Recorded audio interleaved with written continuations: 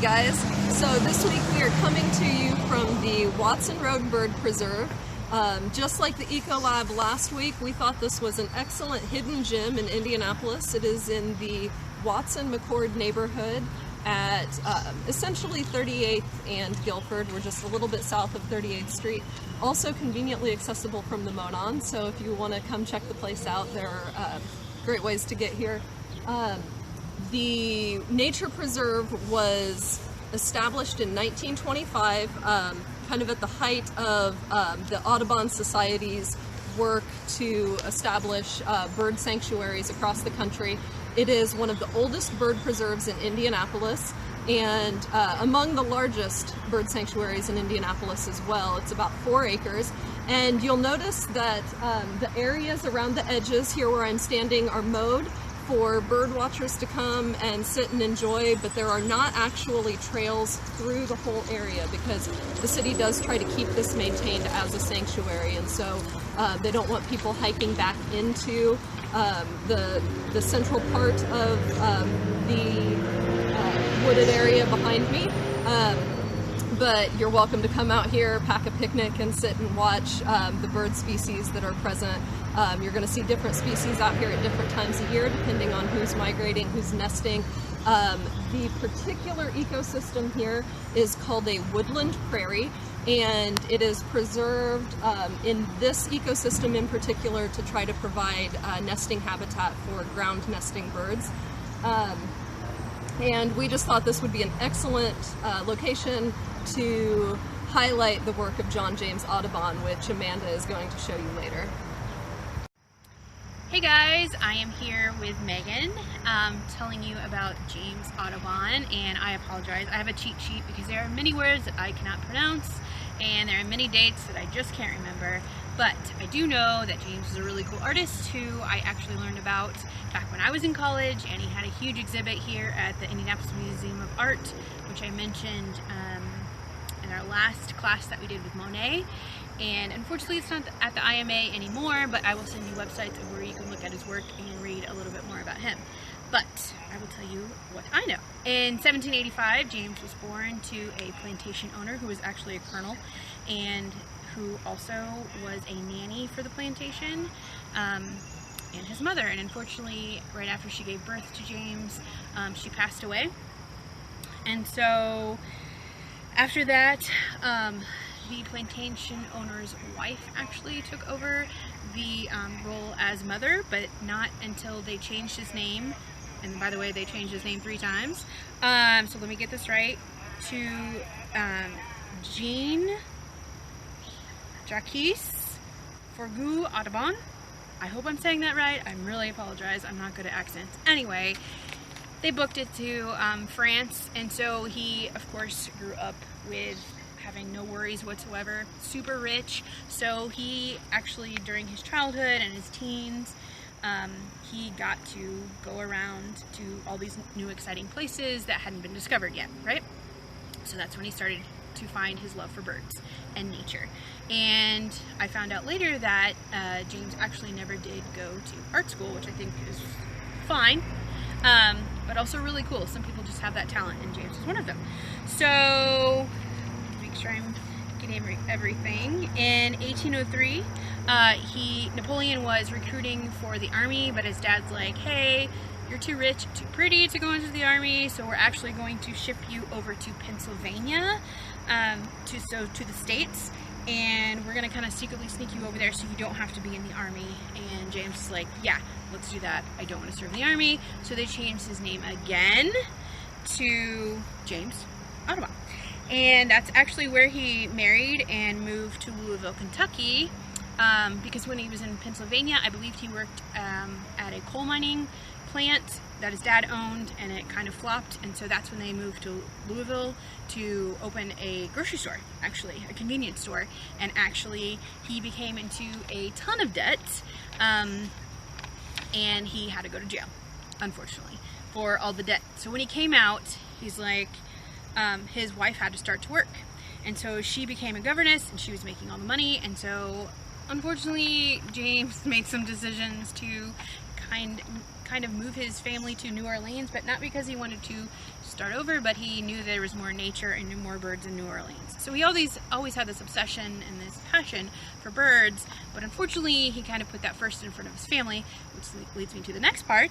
In 1824, he actually left his family completely and went to the UK to study birds, and also was looking for a publisher for his book. And so over these, what did I say, like 20 years, he's done over 400 paintings of spending days and nights and just seasons of studying these birds, right? And he did, I believe, watercolor paintings in this tablet, and so he's looking for someone to do prints.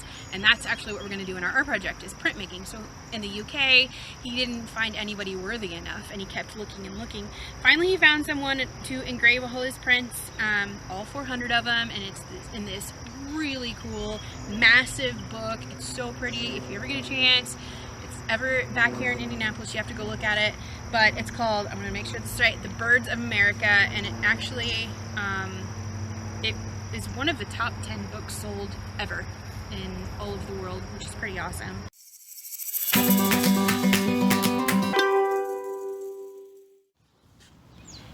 Okay guys, so this is the example that I did. I picked a blue heron, so you may want to take a second, maybe pause the video and find your favorite bird, maybe Google a few. I know cardinals are native to Indiana,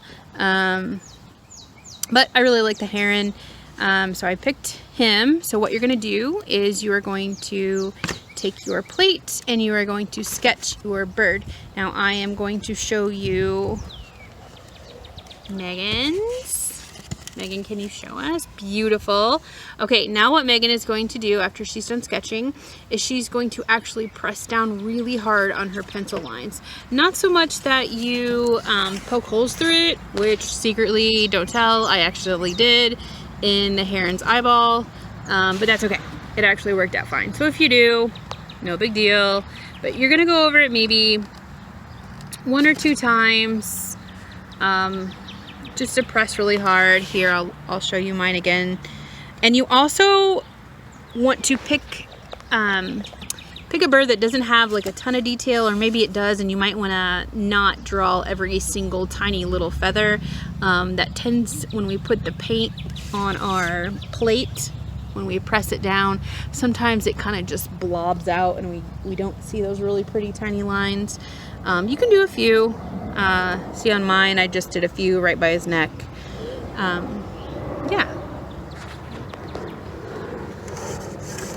Megan, do you feel like you're being watched? I do.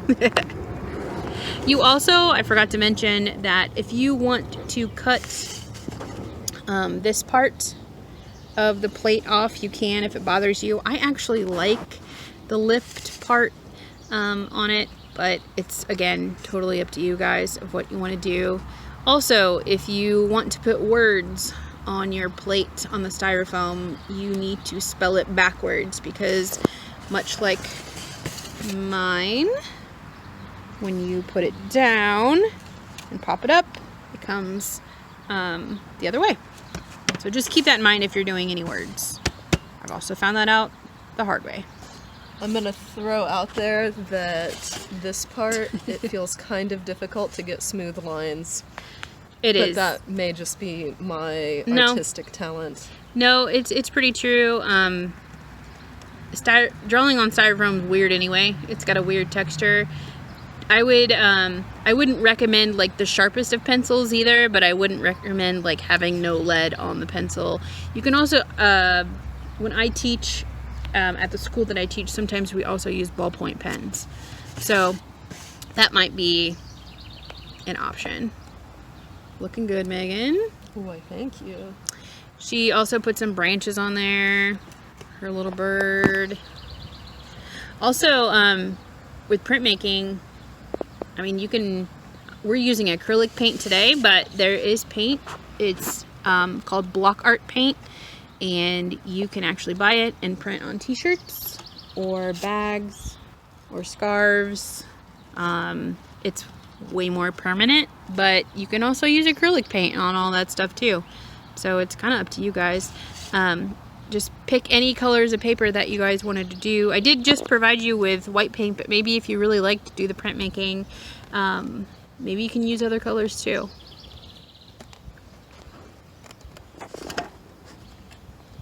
Looks good, looks good. Are my lines deep enough? Yeah, they do look good. Also, guys, we had to come back to my house because it was getting really hot and sweaty. And we were afraid to be attacked by birds. We were afraid. There was one bird that was getting a little rowdy. Yeah, he kept yelling at us. I don't know how to speak bird, but I'm pretty sure it was not nice things. We were in his or her territory. Yeah, I was just about to say we were probably standing in his house. So that was kind of our bad. So we left. But I definitely recommend going there. Just, you know. You will not be attacked by birds. No. That's just not... don't stand in anybody's house.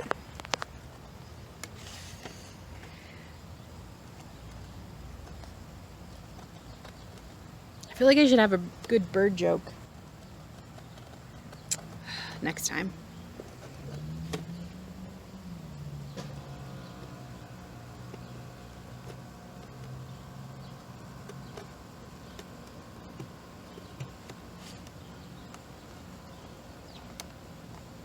Almost there. You're right. One more branch. It is a bit tedious.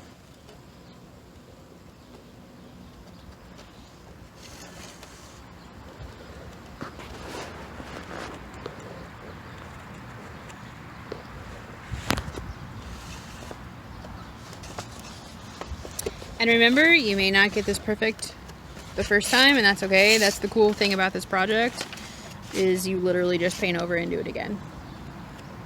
Which I can't think of any other project that's that easy if you mess up.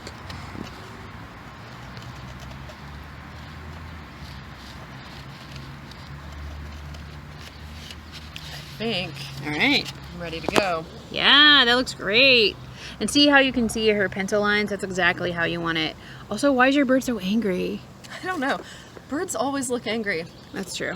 My chickens. Yeah. Chickens always look angry. Chickens always do look angry. Yeah. Maybe they're mad because they have to lay eggs every day. I don't know. Anyway, we should probably focus. You are going to open your paint, Megan. Okay. And go ahead and take out or dip it in. You want to cover that beveled edge on both sides. Okay. All the way across the brush, or just the corner you were showing? Yeah, maybe just the corner. Or, I'm sorry, all the way across. Like so? Like so. Perfect. All right. And go ahead and coat the whole thing. And spread it out. Yeah, that's what you want to do. All over the circle? Yep. Fill your whole circle. Now what she is trying to do is, I was discussing this with her earlier, some of the paint is going to go, yeah, that's probably plenty of paint, just spread it out really good. It's going to go in those crease lines, and that's okay. I mean, that's just how paint and gravity works, right? So what you are going to do is, and I'm going to rip a piece of paper right now for her, like so. You can use just scrap paper. She's going to take this edge and she's going to go back through any of the lines that she thinks there's too much paint in. And she's just going to clear that paint out. Yeah, Go maybe. This way. Yeah. This is going to look cool on that yellow. I chose this particular bird because I ended up with yellow paper. See, what kind of bird is it? It's a goldfinch. Aww.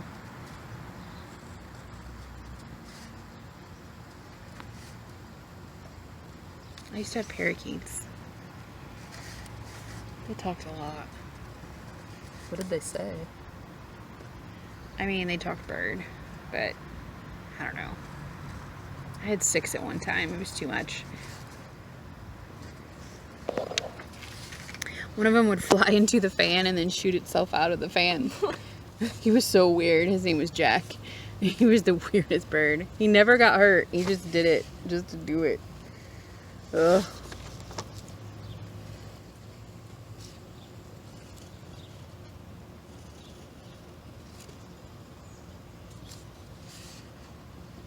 Leaf up here. Leaves down here. My paint's not gonna dry too much, is it? I don't think so. We'll find out. That's actually what happened to me the first time I did this on my own.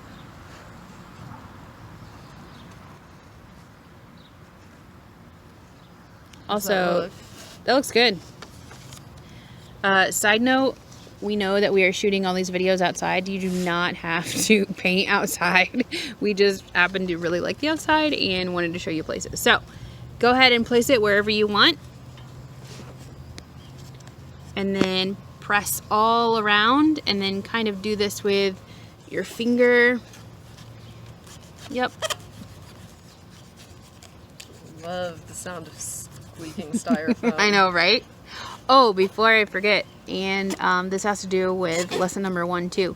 Any scraps that you use, or any plastics, or any styrofoam, or anything, I need you to save it and put it in the bag that we give you. And I know that sounds really strange, but we're actually going to be using anything that we have previously used in a future project. I believe week 4, if I remember correctly. So it's either week 3 or 4. So make sure you keep everything, even if you mess up, put the paper in the bag, any scraps. Okay, Megan.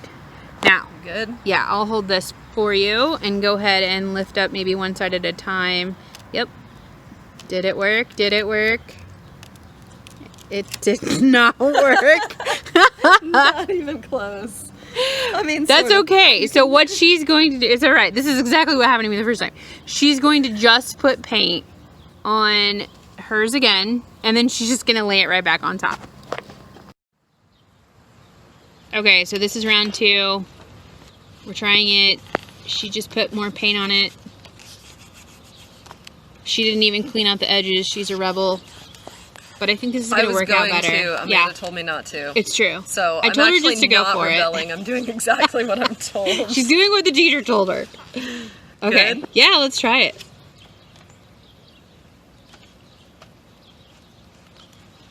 Your face is wincing. Yeah. I mean, it looks cool, but it doesn't look like a bird.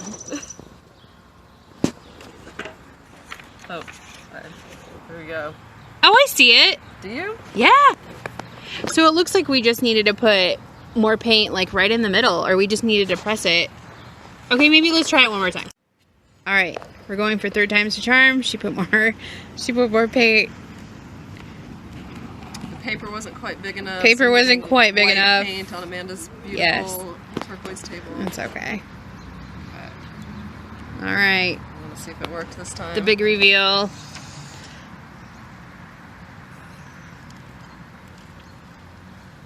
Wait. The suspense is killing me. It's like a horror movie. It's definitely yes! better. Oh, I'd say that's definitely a bird. Discernible bird. Yep. Good job, Megan. A++. I should have given you a bigger piece of paper. Anyway, that's how you do it. So don't be discouraged, guys, if it doesn't work the first time. Just keep at it. Okay? And until next week, have a lovely week.